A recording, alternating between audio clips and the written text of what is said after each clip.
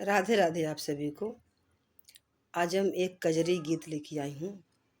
ये बहुत ही पुराना कजरी गीत है और बहुत दर्द भरा कजरी गीत है। आप लोग पूरा वीडियो देखिएगा और सुनिएगा। कमेंट में करके बताइएगा कैसा लगा कजरी गीत। धन्यवाद।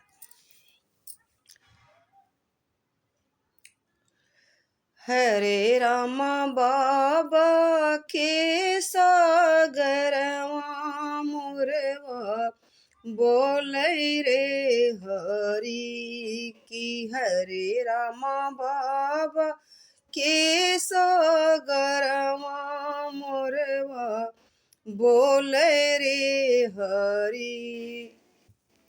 मोरवा के बोलिया सुन के बिहर मोर कर जवा राम।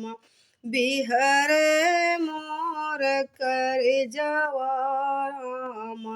हरे रामाय बहामा जई बोगवन वारे हरि की। हरे रामाय बहामा जई बोगवन वारे हरि।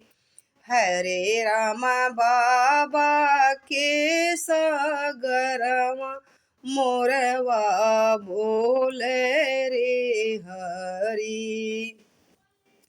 सभावा बैठल तू बाबा मोरे बढ़ई ताराम। बाबा मोरे बढ़ई ताराम। अरे बाबा देना देता हम रोगवन वारे हरि।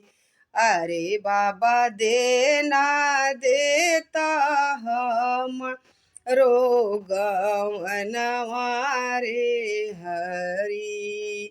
हरे रामा बाबा के सागरवा मोरवा बोलै रे हरि।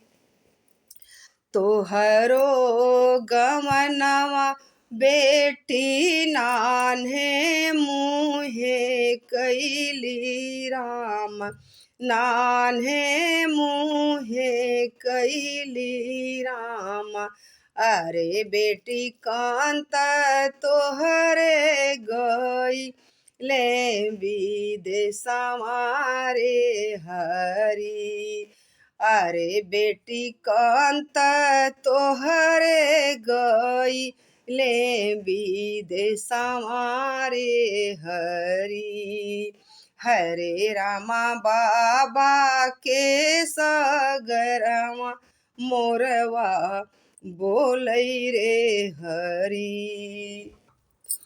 जवने ही रहिया बाबा कांता मोर गईले राम। कांता मोर गईले राम। अरे बाबा ओही रहिया देहु ना बताई रे हरि की। अरे बाबा ओही रहिया देहु ना बताई रे हरि। हरे रामा बाबा के सागरवा मोरवा बोलै रे हरि। जवने ही रहिया बेटी कांता तोर गईले राम। कांता तोर गईले राम। अरे बेटी जामी गईले कुसवा रसवा रे हरि।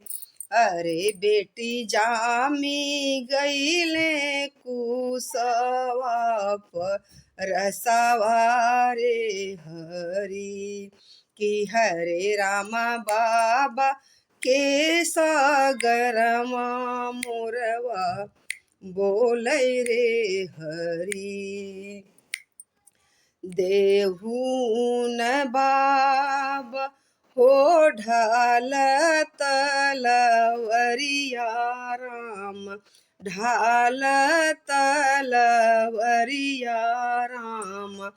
अरे बाबा काटी अइबो कुसवा रसवा रे हरी।